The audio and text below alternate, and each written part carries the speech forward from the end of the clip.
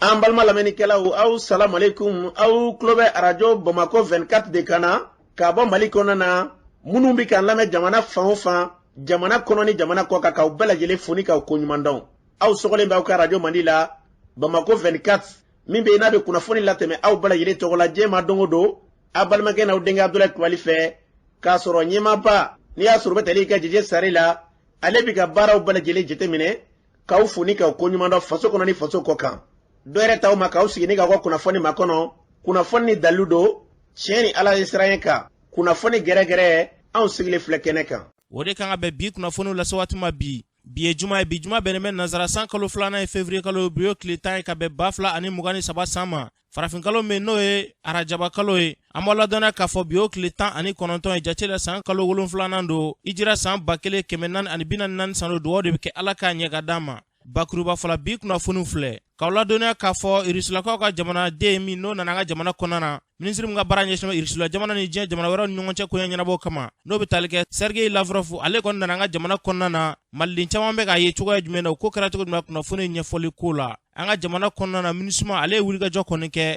ni ka se ka formation kɛ maa 182 bɔɲɔgɔnko kunna walasa kalataw labɛn bɛ se ka kɛ cogoya min na o ko kɛra cogo jumɛn kunnafoni ɲɛfɔli ko la fo ka taa se an ka jamana kɔnɔna na hali bi wulikajɔ kɔni bɛ ka kɛ katakaranibololaw kunungo olu bɛɛ lajɛlen kun jɔlen bɛ k'a yira k'a fɔ ko polisilakaw kɔni bɛ ka tɔɔrɔ sugu bɛɛ lajɛlen ta ka ɲɛsin olu ma o ko kɛra cogo jumɛn kunnafoni ɲɛfɔli ko la ninnu de bɛna kɛ kunnafoni la kumaba ye ka fara kunnafoni wɛrɛ kan lase aw ma denkɛ n'aw balimakɛ fɛ Sidiki Kulibali Ala k'a ɲɛ ka d'an ma kunnafoni an b'a daminɛ k'a ladɔnniya k'a fɔ minisiri mun n'o ka baara ɲɛsinnen Irisila jamana ni diɲɛ jamana wɛrɛw ni ɲɔgɔn cɛ koɲɛ ɲɛnabɔ kama ale kɔni kun nalen bɛ an ka jamana kɔnɔna na taama in kun tɛ dɔwɛrɛ dɛ bolodi ɲɔgɔnmaya o bɛ se ka sabati cogoya mun na ni jamana ninnu ni ɲɔgɔn cɛ maliden caman bɛ k'i hakilina fɔ nin taama in sen fɛ min bɛ tali kɛ maliden dɔw n'o bɛ tali kɛ Tibali Gibara ale kɔni y'a hakilina fɔ nin ko in na ka yira k'a fɔ ko min bɛ tali kɛ nin minisiri ni nalen an ka jamana kɔnɔna na ko a ye fɛn caman kɔni fɔ nka ale kɔni ye hakilinaw kɔni don a kumaw ni ɲɔgɔn cɛ a b'a hakilina fɔ nin ko in na an k'a lamɛn. Sergei Lavrov ale ka taama Mali la taama in tun lakɔnɔnen don kɔrɔfɔ caman tɛmɛnɛw ni ɲɔgɔn cɛ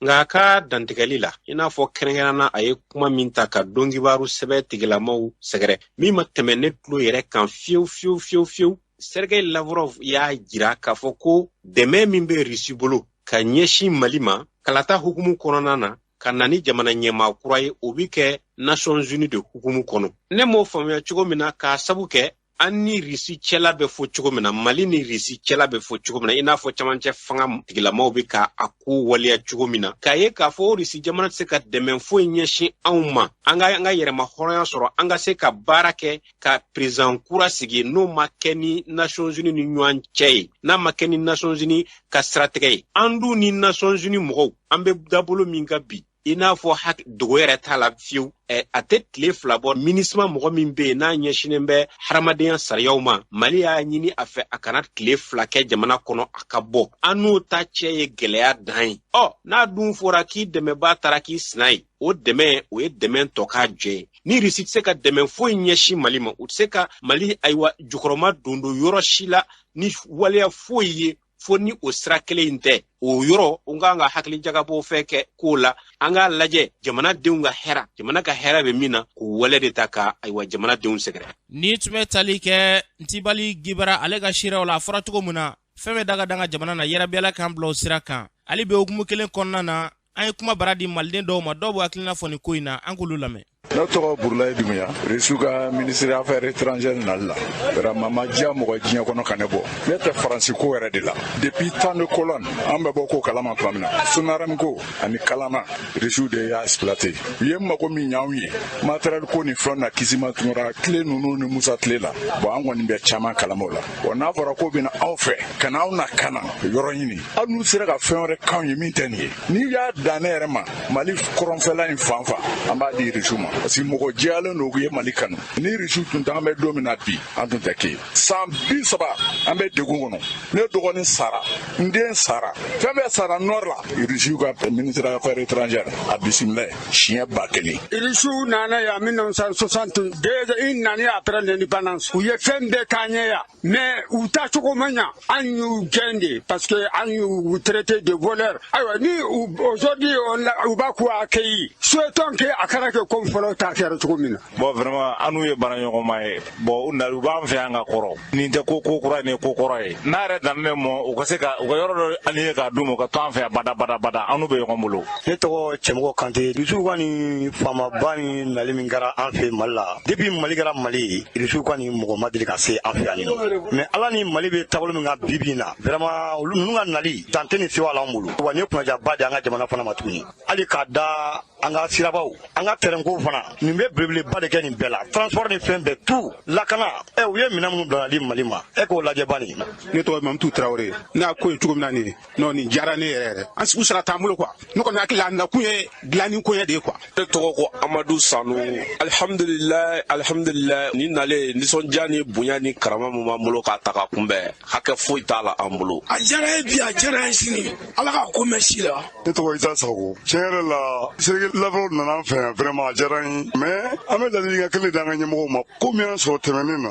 an tɛ fɛ o ɲɔgɔnna wɛrɛ k'an sɔrɔ parce que u yɛrɛ b'a fɔ cogo min na n'an ɲɛ da tubabu kan an bɛ compenser dɔɔni quoi. An dalen l'u la dɛ an dalen de su la mais toujours u ka maliyɛnw ka ɲɛtaga bila ɲɛfɛ ni papiers bɛ signer en cas de papier signer wa maliyɛnw ka ɲɛtaga bila ɲɛfɛ ni Rusiw ka ɲɛmɔgɔw ye ɲɔgɔn ye u ka papier ɲɛnama sɛbɛn an n'u cɛ papier min b'a to maliyɛn bɛɛ bɛ lafiya donc o de kɔni ka d'an ye jamana in sɛgɛnna jamana in ɲɛnina. Ni tun bɛ tali kɛ Malilen dɔ ka nisɔndiya la kɛrɛnkɛrɛnnenya Serge Lavrov ale nali la an ka jamana kɔnɔ hali bi hukumu kelen kɔnɔna na kulu min bɛ yen nɔ n'a bɛ fɔ a ma ko association faso kanu o tɔnden nɔ n'o bɛ tali kɛ Ibrahim Kebele ale y'a jira k'a fɔ ko Rusila jamana kɔni ko accord d'Alger k'u bɛ sɔn a ma dɛ k'u bɛ sɔn ka fɛɛrɛ kɔni kɛ k'o bɛ se ka waleya cogoya mun na Ibrahim Kebele b'a ɲɛfɔ an ka lamɛn. Ko la Russie n'o ye Rusila ye k'o bɛ Mali tilali contre la o ye an ka ministre don mais fili don a bɛ ka maliyɛnw don fili kɔnɔ parce que i tɛ se ka kɛ Mali tilali contre la ka tila k'a wajibiya sɛbɛnfura min bɛna ni Mali bosonni ye k'a waraka k'a sarada k'a tɔnɔmada k'e b'o sɛbɛnfura in k'a fɔ fo k'o lawaleya a ɲɛ 40 ma donc o ye majɛ ye mais n'i y'a kuma fɔ sisan maliyɛnw ye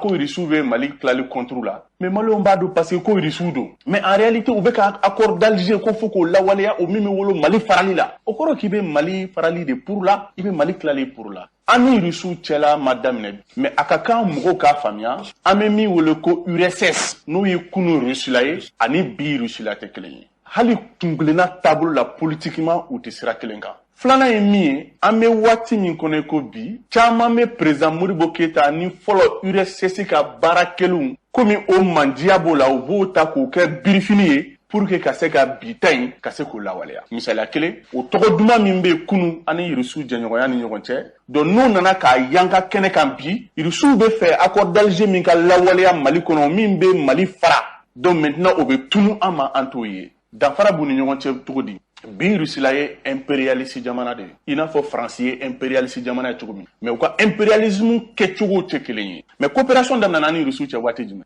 précisément le 14 octobre 1960 an ye baaraw daminɛ an n'u ni ɲɔgɔn cɛ donc an n'u ye baara caman kɛ ɲɔgɔn fɛ mais les yeux dans les yeux bonya ni karama kɔnɔ donc n'i y'a jate minɛ k'a ta même 1960 ka na bila 2014 la Irisiw ye a ka ca maa ba 80 80,000 personnes u ye min former an ka jamana kɔnɔ sɔrɔsiw b'o la mais hali n'i y'a jate minɛ sɔrɔsi minnu formera Irisiw fɛ k'u bila ka na an ka jamana kɔnɔ ka tila k'aw ɲɛ an ka jamana bɛ nin dingɛ kɔnɔ on se pose la question formation sera ka mun nafa ɲa kelen filanan aussi an ye min jate minɛ an n'u ka coopération kɔnɔna la c'est vrai période wagatiw tɛ kelen ye mais Irisiw ye jamana impérialiste jamana de kunu URSS minnu tun bɛ fanga la n'olu tun bɛ an dɛmɛ bi olu bɛ opposition na n'o ye parti communiste russe ye o opposelen de don fanga min bɛ senna bi Russie la donc idéologiquement o yɔrɔ donc maintenant n'i y'a jate minɛ sisan nɔ Irisiw diɲɛ bɛ tila waati min na guerre mondiale kɔfɛ fanga bɛrɛ kun t'u la u k'u ta sɔrɔ sogo bosɛnyɔrɔ la maintenant olu de bɛ wele comme puissance émergente donc maintenant o fana bɛ ka puissance sɔrɔ donc o fana bɛ ka na u ka part de gâteau ye min ye u bɛ k'o de nɔfɛ o part de gâteau ye jumɛn jɔn ye gâteau ye anw de ye gâteau ye farafindenw jɔn ye gâteau ye dugu jukɔrɔ nafolomafɛn minnu b'an ka dugukolo jukɔrɔ o de ye gâteau ye c'est pourquoi Irisiw yɛrɛ k'olu ka stratégie la k'u bɛ fɛ ka base militaire 5 6 fo 7 boyanko u bɛ fɛ k'o de sigi golofina gun kan pour étendre leur influence filanan u ko Sahel ni Sahara b'u intéressé kosɛbɛ c'est pourquoi u bɛ fɛ ka n'u baser Mali yɛrɛ kan pour que ka se ka Sahel ni Sahara contrôler donc vous voyez un peu u nakun ye fɛn min ye fɔlɔ ni tun bɛ tali kɛ Ibrahim Kebele ale ka siraw la a fɔra cogo mun na fɛn bɛ daga danga jamana na yarabi Ala k'an bila o sira kan n'an bɔra ye kalata baaraw kɔni o labɛnw bi sen na walasa jamana ɲɛma kalata fo ka taa se kalata wɛrɛw ma bɛɛ lajɛlen bɛ se ka sabati ka ɲɛ cogoya mun na an ka kalanyɔrɔba min bɛ n'a bɛ fɔ a ma ko école maintien de la paix o kalanso o ni MINUSMA kɔni olu ye bolo di ɲɔgɔn ma kɔni kɛ a yirala ko MINUSMA kɔni ye wuli ka jɔ kɔni kɛ ka se ka formation dɔ kɔni ta ka ɲɛsin maa 182 bɔɲɔgɔnko ma a kun tɛ dɔwɛrɛ ye olu bɛ se ka lakɔgɔ cogoya mun na walasa kalata yɛrɛ baaraw u bɛ se k'o kɛ ka ɲɛ cogoya mun na yaasa ka priorité d'a ma colonel Sulemani Sangare ale b'a ɲɛfɔ an ka lamɛn. Baara nin bɛ mɔgɔ 100 ani mɔgɔ 80 ani mɔgɔ 2 o de concerné no baara nin kɔnɔ. Baara nin ti dɔwɛrɛ ye ka dɔnniya d'u ma dɔnniya mun b'a to u bɛ se ka dɛmɛ kɛ u bɛ se ka gouverneurs dɛmɛ u bɛ se ka préfets dɛmɛ u bɛ se ka sous-préfets dɛmɛ u bɛ se ka EJ yɛrɛ fɛnɛ mɔgɔw dɛmɛ n'a yɛrɛ bɛ EJ nin dɔn n'o ye organisation kura ye mun sigilen don élection labɛnni kan a b'u dɛmɛ cogo di a b'u dɛmɛ élection labɛn cogo ɲuman o la a b'u dɛmɛ élection tɛmɛko ɲuman la a b'u dɛmɛ fɛnɛ élection évaluation ko ɲuman na MINUSMA expert n'o ye MINUSMA mɔgɔ ye mɔgɔ minnu bɛ élection ko ɲɛdɔn kosɛbɛ ani EMP expert olu de faralen don ɲɔgɔn kan olu de bɛna kalan na se kalandenw ma nin kalan nin kɔni kɔfɛ a ka ca ala fɛ Mali kalata kɔni a bɛ taa ɲɛ a tɛ segin an bɛna don période kɔnɔ sisan kuma mun ma nɔgɔn kalata ko ma nɔgɔn ne kɔni b'a ɲini bɛɛ lajɛlen fɛ bɛɛ ka fara ɲɔgɔn kan cogo min na kalata ni ɲuman bɛ se ka tɛmɛ o bɔlen kɔfɛ EMP kɔni ye école mun dɔnniya b'a kɔnɔ kosɛbɛ n'o ye kalata dɔnniyaw ye n'o ye dɔnniya wɛrɛ ye mun bɛ bɛn ani keleya ko fɔ donc mɔgɔ bɛ fɛ ka bɛn ni keleya ko ɲɛdɔn kosɛbɛ mɔgɔ bɛ fɛ ka kalata ɲɛdɔn kosɛbɛ EMP dalen don nin bɛɛ lajɛlen de ye ni tun bɛ tali kɛ colonel Sulemani Sangare la kɛrɛnkɛrɛnnenya école maintien de la paix o ɲɛma don a fɔra cogo min na yarabɛla k'an ka jamana ka ɲɛtaa sabati n'an bɔra ye maa minnu bɛ yen nɔ ni gɛlɛya ye olu sɔrɔ n'u wulila ka b'u sigiyɔrɔ la ka se ka na Bamakɔ kɔnɔna na kɛrɛnkɛrɛnnenya dɔw sigiyɔrɔ bɛn bɛ Senu ma minnu bɛ Senu jatulakaw fɛ yen nɔ MINUSMA kɔni o ye wulikajɔ kɔni kɛ ka se ka jibondo belebele kɔni ni k'o di olu ma a jibondo a yirala k'a fɔ musaka yɛrɛ k'a bɛ taa jɔ CFA wɛrɛ miliyɔn 27 bɔɲɔngo la yaasa ka nin priorité d'a ma ji in dira maa minnu ma an ka dɔw ka seerew lamɛn. Ji sɔrɔlen an b'a fɛ ka nakɔ fitinin kɛ ka sɛnɛ kɛ an bɛ taa mun san sugu la an yɛrɛ bɛ se ka dɔɔni k'an yɛrɛ ne yɛrɛ ka ga filɛ ne ka ga kɛrɛfɛ la ne ko ye gan de sɛnɛ a kɛrɛfɛ ni ji dun tɛ ni samiya banna ka ban a tɛ se ka kɛ an yɛrɛ bɛ min ɲini ala ka bɛn naati jamana na ka yen sumaya an yɛrɛ ka taa ye vraiment o de ka d'an ye dɛmɛ ye mɔgɔ bɛ se ka mɔgɔ dɛmɛ dɛ ko n'o y'an dɛmɛ yan ka sumaya an ka taa an ka yɔrɔ la vraiment o de ɲɔgɔn tɛ. Ni maa min ye ji di mɔgɔ ma u b'a fɔ cogo min y'a ka diɲɛlatigɛ nɔgɔya kosɛbɛ funteni min natɔ filɛ nin ani don tɛmɛnenw t'a la dɔw kun bɛ yan dɛ dɔw ye dɔ kɛ mais a kun tɛ bɔli kɛ parce que jama bɛ caya don o don dɔ bɛ fara a kan donc ni ji nalen wallahi nin ye koba de kana lase an ka mɔgɔ ninnu ma kɔngɔba t'u la nka jimina kun b'u la parce que ji musaka ka ca finiw bɛ kɔ a la mɔgɔw bɛ kɔ a la tobili bɛ k'a la ani ji min ta donc forage minnu kun bɛ yan ba kuma bɔli kɛ bon ni forage ba in nalen ani cuve caman ani fontaine caman bilalen o ye nɔgɔya don ko la kosɛbɛ an bɛ barika da u ye. Ni tun bɛ tali kɛ maa dɔw ka seereya la a fɔra cogo min na yarabi ala ka kɛlɛ in ban pewu bɛɛ lajɛlen bɛ se ka segin ka t'i sigiyɔrɔ la cogoya min na n'an bɔra yen kunungo katakadanbolilaw kɔni olu farala ɲɔgɔn kan u caman kɔni farala ɲɔgɔn kan balabugukaw fɛ yen nɔ k'a yira k'a fɔ k'olu kɔni ye baara jɔ fɔlɔ dɛ ko min bɛ tali kɛ polisilakaw kɔni k'u bɛ ka gɛlɛya ta ka ɲɛsin olu ma katakadanbolila caman den kɔni farala ɲɔgɔn kan ka se u ka dusumangoya kɔni yira ka wele bila kunnafonidilaw ma ka ɲɛfɔli kɔni kɛ ko polisiw kɔni bɛ ka pɔn tigɛ olu la wa u ma dan u ma dɛ sɛbɛnfura fɛn fɛn ɲinilen don olu b'a bɛɛ lajɛlen ta nka kuma ni kuma u bɛ bɔ ka se k'olu minɛ k'u bila musaka bɔ kɔni na an ka maa dɔw ka seereya lamɛn. An dusu kasilen don ka bɔ baaralabu k'i bɛ pɔn tigɛ a tɛ ku i la i ka pɔn tigɛ SMS bɛ sanfɛla la an tɛ se ka pɔn tigɛ ni yɛlɛla n'u y'i minɛ 20 000 25 000 jusqu'à 30 000 i b'o sara risque tɛ d'i ma kun foyi t'a yira ko min b'a to k'i minɛna nin kunna o tɛ f'i ɲɛna n'i minɛna assurance vieti prɛmu fɛn fɛn y'an ka ta kadara na n'i minɛna n'i taara yira tabali sanfɛ u b'a yira k'olu mago t'o la ko donc k'i yɛlɛla pɔn kan k'i man ka yɛlɛ a kan bon an dun bɛ dayirimɛ ɲini de la bilahi karamɔgɔla bɛ ka bala wasi de la maa min kɔni bɛ balo wasi la n'o nana kɛ ko wɛrɛ vraiment an t'a dɔn an kɔni an ye aw wele k'an jigi da ala kan k'an jigi da aw kan a kɛ dɛmɛba an ye u k'a dɔn degun min b'an kan. degun belebele min bɛ karamɔgɔlaw kan bi kosɛbɛ an mago bɛ fɛn min na jamana ɲɛmɔgɔw komi Asimi ye fanga kura tigilamɔgɔ ye an b'a ɲini Asimi ni a jɛɲɔgɔn fɛ u ka sabali n'o ma ɲɛ k'a fɔ an ka papiyew ta u ka kadara ni papiyew daw nɔgɔya kosɛbɛ n'o ko an kana rebelliya kɛ o bɛ bɛn n'o ko an kana marifa ta o bɛ bɛn mɛ n'an nana ko an bɛna baara fana kɛ ni jamana polisiw ni o n'a ɲɔgɔnna wɔɔrɔ ye an ni tɔɔrɔ la a bɛ mun jigin jamanaden kɔrɔ a bɛ kojugu jigin jamanaden kɔnɔ dɛ o tuma fɛ an ko an bɛ balo an wɔsi de la o ye jamanaden ɲumanya yɛrɛ dɔ de ye mɛ kara ni papiye da ka gɛlɛn fo ka tɛmɛ hakɛ kan u yɛrɛw b'o dɔn ka tɛmɛ an kan kara ni kɔrɔlen viɛti 6000 ani 600 a kurakura ye 102 ye bon min min tɛ sɔrɔ moriya la ne k'e b'o don kɔlɔsi la a bɛ kɛ cogoya jumɛn na. An b'a faw to so, an b'an baw to so, an b'a musow to so k'a minɛ an dahirimɛ de ɲini. Mɔgɔw bɛ yen minnu yɛrɛ ta ye mais mɔgɔw bɛ yen walita de b'olu bolo k'a boli. Don o don n'a fɔra i bɛ 1000 de sara RGT la ou bien 800 de sara RGT la faamaw fana bɛ tila tuguni k'i minɛ mais fɛn min y'an dabali ban an b'u ɲininka yala a b'a minɛ mun kelen de kama n'u y'i minɛ ka taa ni SMS la kuma t'a la 5000 6000 dɔw yɛrɛ n'u y'a gɛlɛya 7000 ni vɛti b'i bolo i b'o di ni assurance b'i bolo i b'o da tabali kan ni permis b'i bolo i b'o da tabali kan k'u mago t'o la donc u bɛ sira tigɛ na fɔlɔ u tun b'a fɔ ko 16h sisan u bɛ sira tigɛ na depuis 14h30 donc ni yɛlɛla kɔ sanfɛ u b'i lajɔ u b'a fɔ jusqu'à 19h n'o 19h sera e lajɔra depuis 14h fo 19h n'o heure sera i ka heure bonya i kɔni man ka wari wɛrɛ sara tuguni mais i b'o heure kɔnɔ fo ka se i bɛ tila tuguni ka 100 ni 200 sara ko parce que ko i lajɔra vraiment an kɔni y'an wele an m'an wele basi kama a kan ka ci lase faamaw ye i y'a faamu u bɛ ka tɔɲɔ min d'an kan vraiment a man d'an ye quoi u k'a lajɛ u ka solution ɲini an ye pour que an bɛ se ka bɔ ni degun kɔnɔ parce que an bɛɛ ye denbayatigiw de ye quoi. Gɛlɛya bɛ diɲɛ kɔnɔ bi bɛɛ b'a kalama diɲɛ bɛ ka Mali kɛlɛ Mali yɛrɛ fɛnɛ bɛ ka denw kɛlɛ a ma nɔgɔn dɛ nin bɛɛ ye dahirimɛ ɲinina de n'a fɔra k'a fɔ ko depuis wagati jumɛn sɔgɔmada fɛ k'e bɛ bɔ i ka so k'i bɛna i ka denbaya dahirimɛ ɲini polisiw bɛ e lajɔ sira yɛrɛ yɛlɛyɔrɔ la a ma nɔgɔn dɛ polisiw k'a lajɛ vraiment olu ye lakana tigilamɔgɔw ye an bɛna katalanbolo an bɛna citoyenw de koyi. Ni tun bɛ tali kɛ katalanbolila dɔw ka sariya la fɛn fɛn da ka di an ka jamana na a mi y'a foro yarabi bɛnɲɔgɔnya mana sɔrɔ fɛn fɛn na min da ka di an ka jamana na ala ka ko bila o sababa minɛn kɔnɔ n'an bɔra ye ɲɔ kɔni a yirala k'a fɔ ko sumaw kɔni k'olu da kun ka gɛlɛ ko nka waati laban ninnu na sumagosiw kɔni kɛlen ko dɔ bɔra a sɔngɔw la sumafeerela dɔ n'o bɛ tali kɛ an Arinɛ Kulubali la ale b'a ɲɛfɔ an ye an ka lamɛn. Ne tɔgɔ ye Aruna Kulubali Yirimajɔ Zira Subakɔrɔ malo ni ɲɔ ne b'o de feere ani kaba kɔni folole 50,000 ni 800 folobali 1000 ani 300 o ye 50 sangule 4000 ni 400 kaba b'o position na saɲɔ o folobali 1000 folole 1000 400 mais dongo do dɔ bɛ ka fara a kan sisan. Munna dongo do dɔ bɛ ka fara a kan? O gɛlɛya n'u ye ala ka baara ye parce que a ma ɲɛ ni minɛn ɲɛna a bɛ jɔ yɔrɔ kelen dɔ tɛ fara a kan a ma ɲɛ de mais ɲɔ ɲɛna kala la nka ɲɔ ma den i b'a sɔrɔ i bɛ ɲɔ gosi a kan ka bɔrɛ hakɛ min sɔrɔ a t'o sɔrɔ malo fana kɛra ten non Bamakɔ yɛrɛ ka nɔgɔ bi ka tɛmɛ kungo kɔnɔna kan parce que a bɛɛ bɛna ɲɔgɔn sɔrɔ yan.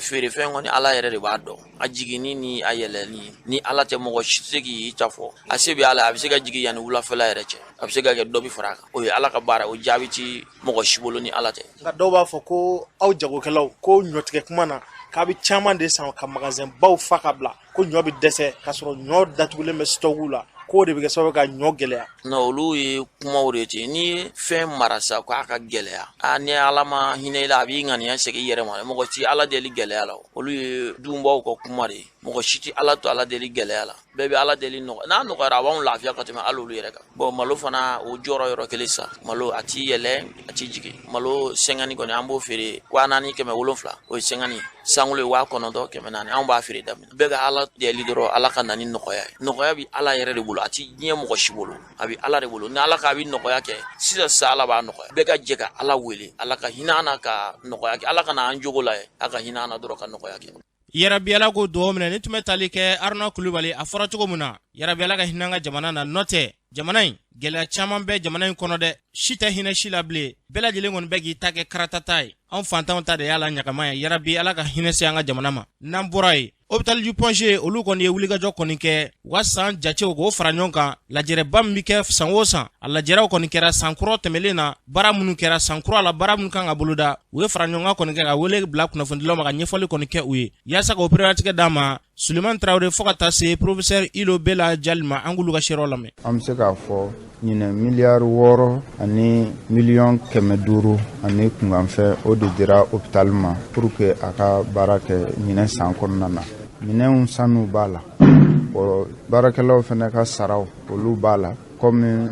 baarakɛyɔrɔ yɛrɛ saniyaliw olu b'a kɔnɔ donc ani dumuni yɛrɛ min kan ka di baarakɛlaw ma ni banabaatɔ minnu ni dɛsɛ b'u kɔrɔ olu fana an kan ka dɛmɛ don olu la olu bɛɛ b'a la an y'a fɔ covid a ma ban fɔlɔ covid dunba furakɛli yɛrɛ a fanba o baselen don Ponge dɔgɔtɔrɔso de kan yan donc o sira fɛ fɛnɛ dɛmɛ dɔw kan ka kɛ hôpital ye baara min kɛra salo jara n ye kosɛbɛ wa minnu an ye minnu boloda fɛnɛ ɲinɛ san kɔnɔ bon an bɛna an jija min ya u b'a fɔ kɛri opération kan ka kɛ yɔrɔ min na o yɔrɔ in baara bi sen na mais a ka d'an ye ɲinɛ kɔni an ka se ka a baara kun cɛ ka minɛnw bila a kɔnɔ a ka se ka baara daminɛ pour que maliyɛnw kana taa kɔfɛ tuguni ka taa opération kɛ n'o ye dusukun opération ye. Salon gɛlɛya caman sɔrɔla mais o la an ye dɛmɛba de sɔrɔ ministère de la santé mɔgɔw fɛ o y'an permis ka service ninnu équiper ka minɛn caman sɔrɔ. Minɛn kura an yɛrɛ b'a fɔ minɛnw de dernière génération. Président de la transition fana y'an dɛmɛ a ye appareil dɔ d'an ma a ye forage dɔ k'an ka hôpital ninnu na an ye scanner kura ninnu sɔrɔ an ye radio tableau sɔrɔ an ye dialyse appareil sɔrɔ échographie an y'o appareil caman sɔrɔ donc o bɛɛ pour que ka population ka kɛnɛya ko sabati an ye projet dɔ de boloda pour que ka service équipé tuguni bâtiment kɔrɔ ninnu k'u dilan bon assainissement ko donc problème caman bɛ hôpital kɔnɔ c'est pour que ka solution sɔrɔ nin bɛɛ de la. Ni tun bɛ tali kɛ pɔnsi baarakɛla dɔw ka seereya la a fɔra cogo min na yarabiyala ka ɲɛta sabati an ka jamana kɔnɔ n'an bɔra yen mawulu belebele dɔ kɔnɔ o labɛnnen bɛ yirimajɔ sini yɛrɛ n'o ye sini sibiri ye nɛgɛ kanɲɛ 9 wagatiw la a kun tɛ dɔwɛrɛ dɛ ka se ka dugawu kɔni kɛ ka ɲɛsin jamana ma jamana bɛ lahalaya mun na fɛɛrɛ bɛ se ka kɛ cogoya min na an bɛ se ka bɔ nin kɔnɔna na cogoya min na mawulu yɛrɛ a bɛ kɛ yirimajɔ n'i y'a ta k'a lajɛ yirimajɔ dugukɔrɔni bɔlɔndan tɛrɛn o ni kɔrɔyanfan kɔni cɛ mawulu a kɛnɛ bɛ ka sigi yen nɔ a labɛnbaga bɛ tali kɛ Sheikh Abdurrahman Konta ale kɔni baara kɔni sigi sen kan yaasa ka priorité d'a ma a yɛrɛ b'a ɲɛfɔ an ka lamɛn. Ne tɔgɔ Sheikh Abdurrahman Bun Zubair Konta an bɛ bɔ Segu mara la mais an yɛrɛ sigiyɔrɔ bɛn bɛ nin waati in na yirimajɔ dugukɔrɔ kɔnɔna na alhamdulillah rabbil alamin sini sibiri baara min b'an bolo wazulu do mais wazulu in bɛ kɛ mawuludu hukumu kɔnɔna na n'i ko mawuludu alakira Muhammad sallallahu alaihi wasallam ale ka bangeni a bangeni kana ɲɛnamaya kɔnɔ o nisɔndiya a n'o farifɔni wazulu sigi kun ye o ye ka ala waleɲuman dɔn ka ala barikada alakira sɔlɔli la alakira min kɛra sababu ye ka adamadenya bɔ fili kɔnɔ k'an bila limɛri sira kan n'o ye kanan sira ye o la an bɛ wazulu in kɛ alhamdulilayi alakira yɛrɛ ka ɲɛnamaya o kɛcogo a balola fɛn jumɛnw kan fɛn jumɛnw kun ka d'a ye a ye mun fɔ ka mɔgɔw bila sira ni o ye o la wazulu in bɛna sigi o kan karamɔgɔw fɛ minnu welelen don ka fara an yɛrɛw kan quartier kɔnɔ yan ka bɔ quartier wɛrɛw la ka bɔ fo dugu wɛrɛw la inshallah wazulu bɛɛ kɔni bɛ kɛ alakira ka lahalayaw kan ka kɔn wazulu ye an bɛ ka dalayilu kalan an y'o daminɛ a bɛ waatinin bɔ kɔnɔna na yasin kalanw fana bɛ ka kɛ sɔgɔma an bɛ yasin kalan ka dalayilu tiɲɛ hakɛ kalan o kumana kɔfɛ de 9h an bɛna wazulu daminɛ baara in bɛ ka kɛ yirimajɔ kɔnɔna na yan yirimajɔ dugukɔrɔ terrain baara in bɛ kɛ o yɔrɔ kɛrɛfɛ n'i y'a lajɛ an yɛrɛw ka mawuludu in organiser an bɛ diɲɛ min kɔnɔ bi diɲɛ bɛ lahalaya min na bi maa tɛ maa ɲininka o la kɛlɛw bɛ yen ka se dugukolo yɛrɛ ma olu bɛ ka kɛ jamana dɔw la bi gɛlɛya bɛ ka diɲɛ labɔ o hukumu kɔnɔna na anw ka jamana yɛrɛ n'o ye Maliba ye o fana niyɔrɔ kɛra la mun ye kɛlɛ bi yan kɛlɛ kɔnɔna na fanga yɛlɛmaw bɛ yen o ye gɛlɛyaw ye minnu farala ɲɔgɔn kan jamana kɔnɔ kuma na an y'a ye k'a fɔ ni gɛlɛya ninnu ala ka fɛn nalenw de don o tɛ se ka taa o yɛrɛ ma f'an yɛrɛw ka kɛwale dɔn wa Alahu taala ko kuranɛ kɔnɔ o la halaya kan ko fɛn o fɛn ni a bɛ aw kan a tɛ se ka wuli fo n'a kɛra a yɛrɛ ka baara kɛlen dɔ ye ni tɔɔrɔ don tɔɔrɔ in de wuli f'a ka ko dɔ de kɛ ni hɛrɛ fana don a ka hɛrɛ in de ban f'a ka ko dɔ de kɛ o kuma na tɔɔrɔ min b'an kan bi an bɛ fɛ a ka wuli ni dugawu sababu de ye an bɛ se ka fɛn min kɛ o ye dugawu ye mais dugawu in bɛ kɛ ni alakira de ye alakira sallallahu alaihi wasallam ale ye wasilatu de ye an bolo ka se Alahu taala ma an ye kuranɛ kalan minnu fɔ n'o ye yasinu kalanw ye an ye dalalu min fɔ n'o ye ka sɔli alakira kan mana dugawu bɛ kɛ o de kɔnɔna na wa an bɛ fɛ mɔgɔw ka ye kɛnɛ in kan an caman ka fara ɲɔgɔn kan an jɔn dama ka ɲɛsin ala ma ka ala wele dugawu kɔnɔna na ka kɔn wazuluw ɲɛ wazulu kɔnɔnaw la wazulu kɔfɛ kuma dugawu bɛ kɛ jamana ye jamana den bɛɛ i ye silamɛ ye o i tɛ silamɛ ye o n'i kɔni ye maliyɛn an bɛ dugawu kɛ bɛɛ ye ka dugawu kɛ diɲɛ bɛɛ ye gɛlɛya minnu bɛ diɲɛ kɔnɔ bɛ ala k'a ban Mali kɛlɛ min bɛ sen ala k'a ban ala ka jamana yɛrɛ basigi i n'a fɔ a ka di an ye jamana in ka basigi cogo min an bɛ fɛ jamana in ka jɛ cogo min ala k'a kɛ ten o kuma na o laɲiniw de bɛ an ma dugawu in kɔnɔna na o de kama an ye mawuludu in organiser n'i ko an ka ala wele maa kelen tɛ se ka ala wele kuma dɔ la fo ni aw farala ɲɔgɔn kan kɔnɔkulu jɛlen o de bɛ bi fɔ an kelen kelen bɛɛ bɛ ala wele o la an ka sow kɔnɔ mais an ka ɲɔgɔn wele ka fara ɲɔgɔn kan o fana ye jɔyɔrɔ ye Alahu taala bɛ fɛ an ka min kɛ ka caya ni tun bɛ tali kɛ Sheikh Abdurrahman Konta la a fɔra cogo min na a kun tɛ dɔwɛrɛ dɛ ko jamana ka ɲɛtaa bɛ se ka sabati cogoya min na yarabiyala k'u hakilinaw sabati n'an bɔra ye projet ITA fo ka taa se an ka minisiriso min ka baara ɲɛsinnen bɛ sɛnɛko ma olu ye bolodiɲɔgɔnma kɔni kɛ ka se ka fara ɲɔgɔn dɔ kɔni kɛ ka se ka hakili jagabɔ kɛ jamana a sɛnɛ yɛrɛ bɛ se ka sabati cogoya min na ɲɛtaa bɛ se ka sɔrɔ sɛnɛ na cogoya min na u y'o baaraw kɔni sigi sen kan yaasa ka priorité d'a ma Jugu Sisogo fo ka taa se sɛnɛko minisiri ma Modibo Keyita olu b'o a ɲɛfɔ an k'u lamɛn. N'i y'a san naaninan ye san o san ni ɲɔgɔn wagati la an bɛ ɲɔgɔn sɔrɔ baara minnu kɛra san kɔnɔ ka se k'o dayira ɲɔgɔn na fiɲɛ bɛ yɔrɔ min na ka se k'o latilen ani ka baara nataw k'olu boloda olu bɛ se ka kɛ la kɛcogo ɲuman min na walasa a dabɔra kun min kama an kana fɔ o kun kɔ baara in dun fana n'an y'a lajɛ komi wagati yɛlɛma baara ko de don an ka baara in bɛ de walasa sɛnɛkɛla fɛn fɛn ni olu bɛ kaba sɛnɛ n'u bɛ keninge sɛnɛ n'u bɛ saɲɔ sɛnɛ n'u bɛ tiga sɛnɛ n'u bɛ soja sɛnɛ n'u bɛ sɔ sɛnɛ kɛrɛnkɛrɛnnenya la ka se ka olu dɛmɛ yɛlɛma ka se ka nɔgɔya siko ta fan fɛ nɔgɔya ka se ka na fana sɛnɛ yɛrɛ kɛcogo ɲuman fan fɛ nɔgɔya ka na fana sanni feere boloda ko ɲuman nɔgɔya ka na fana sɛnɛfɛnw lasago ko ɲuman ani k'u ba yɛlɛma k'u kɛ dunfɛn ye min bɛ bɛɛ lajɛlen nafa Norvège de ye an dɛmɛ u y'a yira k'a fɔ u bɛ se ka an dɛmɛ fo san 20 mais gan b'a la k'u bɛ san 5 wari di an ma ni o ɲana u bɛ se ka san 5 wɛrɛ boloda. N'i y'an ka jamana ma filɛ sisan mɔgɔ 100 o 100 mɔgɔ 80 o bɛ togoda de la n'olu ma se k'u yɛrɛ balo an ka jamana tɛ se ka bɔ nɔgɔ la cogo si la aussi n'i y'a ma filɛ fana n'i ye dugukolo min bɛ sɛnɛ n'i ye 100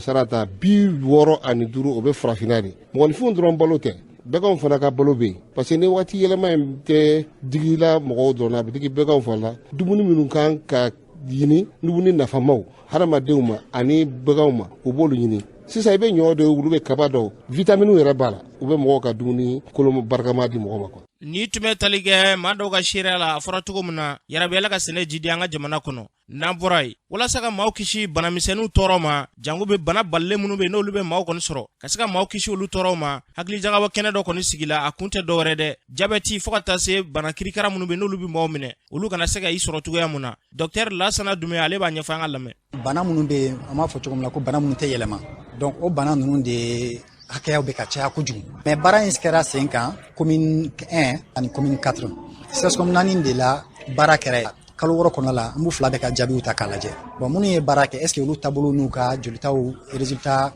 ɲana ka tɛmɛ minnu ma intervention in kɛ wa donc baara in kɛra ten cogoya la. Ni tun bɛ tali kɛ Dr Lasana Dumbuya la a fɔra cogo min na yarabi Ala ka bɛɛ lajɛlen kisi banaw tɔɔrɔ ma n'an bɔra yen an ka kɛnɛyaso min bɛ yen n'a bɛ fɔ ma ko hôpital dermatologie olu kɔni y'u ka san jatew fara ɲɔgɔn kan san kɔrɔ kɔnɔna na baara minnu kɛra ani san kura kɔnɔna na baara minnu kan ka boloda a ɲɛma dɔ bɛ tali kɛ Usumani Fayila an k'ale lamɛn. An ye baara fɔlɔfɔlɔ min kɛ o ye ka yɔrɔw labɛn ka se ka yɔrɔ kuraw boloda ka baarakɛyɔrɔ ɲuman di an ka baarakɛlaw ma an ka baara girimanba fana taara kɛ ka baarakɛ minɛn ɲuman k'o di an ka baarakɛlaw ma. Barisabula i mana dɔnniya sɔrɔ cogo cogo ni baarakɛ minɛn a t'i bolo i tɛ se ka nafa sɔrɔ an ye yɔrɔ kurajɔ ni fɛn minnu boloda a fɔlɔ o kɛra ka consultation yɔrɔ labɛn sabula maa hakɛ min na hôpital kɔnɔ a ka ca maa 10 ye minnu bɛna ka na lajɛli la ni yɔrɔ yɛrɛ tɛ ka o mɔgɔw reçoit yɔrɔ kɔnɔ o ye gɛlɛyayɔrɔba ye an ka ɲɛmɔgɔw ka cɛsiri kama ministère de la santé o ye scanner yɔrɔ kura di an ma donc o kɔnɔ baaraw daminɛna o kɛra nɔgɔyaba ye min y'an dɛmɛ an ka baara la o bɔlen fana kɔfɛ centrale d'oxygène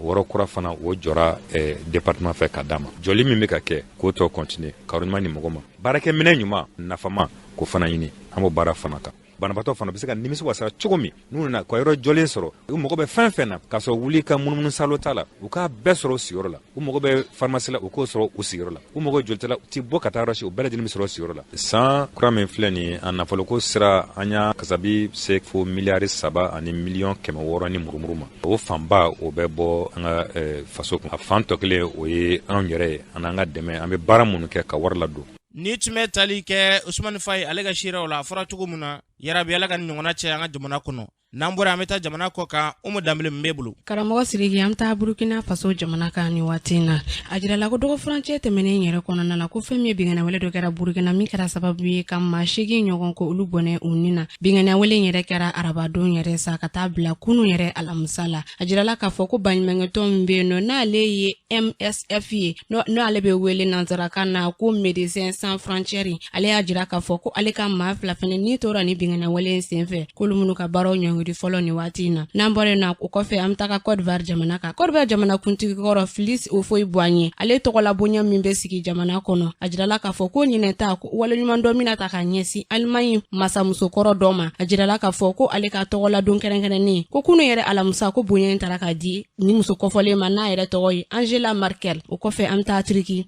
ale ni Siri olu ye kasara sɔrɔ ni dɔgɔ furancɛ in yɛrɛ kɔnɔ min kɛra sababu ye n'a kɛra dugukolo yɛrɛ yɛrɛ ka taa tɛnɛndenw ka taa bila tarata don na a kɛra sababu ye nin waati na ma hakɛ min carila diɲɛ kɔnɔ bibi na ko bi taga ma 10,001 ani 200 ɲɔgɔn bonyanko la ko fɛn min ye so 20 ni dɔɔni ko olu fɛnɛ tiɲɛna nin waleya in senfɛ ni dugukolo yɛrɛyɛrɛ in senfɛ ni waati na jamana 45 k'olu de y'u ka dɛmɛw lase ni wagati na o kɔfɛ an taga Niger kalanso kɔnɔna la jirala ko san 2 ɲɔgɔn kɔnɔ ko kalanden ma 30 ɲɔgɔn ne tora tasuma kasara senfɛ min kɛra sababu ye kalandenw ko olu be kalan kɛ karatabugu de kɔnɔ ko tasuma kasara y'u sɔrɔ ko ɲinaya o san 2 ye o kɔfɛ an be segin tuguni kana Côte d'Ivoire jamana kan tɛnɛndo Côte d'Ivoire burugilanaw kun be fɛ ka taga bara sonsori la ka sababuya kɛ ko fɛn min alikama ko olu sɔngɔw yɛlɛla nka ɲani o cɛ sa jamana ɲɛmaw y'u sigi ka fɔ kɛ walasa u be se ka taa bara sonsori u b'a bila cogo min na karamɔgɔ Sidiki an tun ye min sɔrɔ ni k'olu dɔ ye Umu Dambele y'a fɔ cogo min na an bɛ dugawu de kɛ yarabi Ala ka basigi nati Mali ni diɲɛ jamanaw bɛɛ lajɛlen ni ɲɔgɔn cɛ